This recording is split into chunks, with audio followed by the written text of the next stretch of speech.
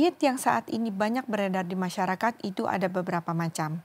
Yang saat ini cukup banyak disoroti dan banyak pasien yang bertanya juga kepada saya itu adalah diet keto.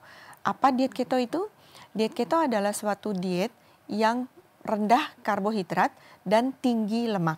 Jadi pasien-pasien mengkonsumsi lemak jauh lebih banyak dibanding protein maupun karbohidrat. Hal ini tidak disarankan karena diet yang dia lakukan adalah diet yang tidak seimbang dari komposisi zat gizinya. Yang diperlukan pada tubuh manusia adalah komposisi lemak, protein, dan juga karbohidrat yang ada proporsi dari masing-masing. Misalnya karbohidrat itu adalah sekitar 55-65%, kemudian protein antara 10-15%, kemudian lemak 20-25%. Jika komposisi tersebut dirubah-rubah dengan komposisi yang jauh berbeda dibanding yang seimbang, itu akan mengganggu metabolisme beberapa organ di dalam tubuh kita. Pada jangka pendek, diet keto atau diet yang tinggi lemak mungkin kesannya akan bisa menurunkan berat badan dengan cepat. Namun jika dilakukan untuk jangka panjang, itu akan mengganggu metabolisme di tubuh kita. Sehingga saya selalu menyarankan jika memang menurut Anda ini baik, silakan lakukan untuk jangka pendek, namun sangat tidak disarankan untuk jangka panjang. Bahkan kalau bisa, ya lakukan diet yang seimbang kalaupun kita mau menurunkan berat badan. Itu akan bisa dilakukan, walaupun dengan seimbang tetap bisa diturunkan dengan jumlah kalori yang kita kecilkan dibanding pasien-pasien yang tidak berniat untuk menurunkan berat badan.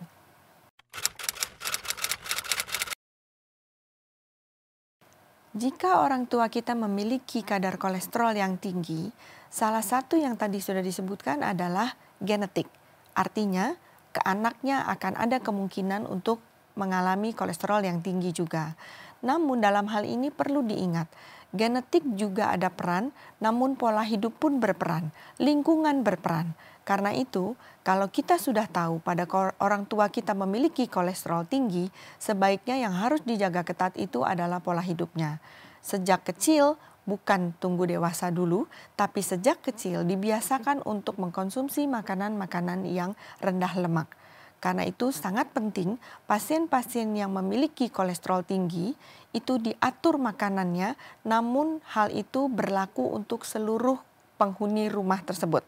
Jadi bukan hanya untuk si pasien yang memiliki kolesterol tinggi, namun memang cara memasaknya dan juga pilihan dari makanan-makanan yang konsumsi itu adalah berlaku untuk semua orang, artinya seluruh keluarga akan mengkonsumsi makanan yang rendah lemak sejak mereka masih muda. Dan itu akan sangat pengaruh pada saat pasien tersebut menjadi dewasa. Jadi selain makanannya, sejak muda orang-orang yang memiliki keturunan kolesterol tinggi harus dibiasakan untuk melakukan olahraga secara teratur.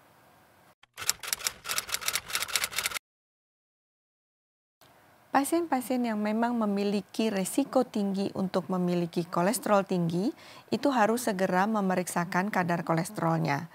Kadang-kadang pasien tidak merasakan apa-apa. Tidak ada gejala apapun untuk kolesterol tinggi untuk di fase awal. Karena itu, pasien-pasien yang risiko tinggi harus segera memeriksakan.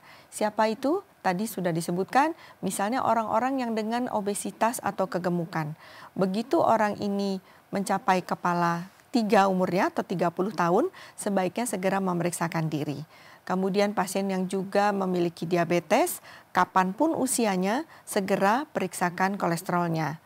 Pasien-pasien yang memiliki orang tua dengan kadar kolesterol tinggi, begitu juga untuk yang umur 30 tahun ke atas, walaupun pasien tersebut masih dengan kondisi berat badan yang masih memadai untuk berat badan ideal atau kasarnya berat badannya kurus sekalipun, tetap harus memeriksakan kadar kolesterolnya.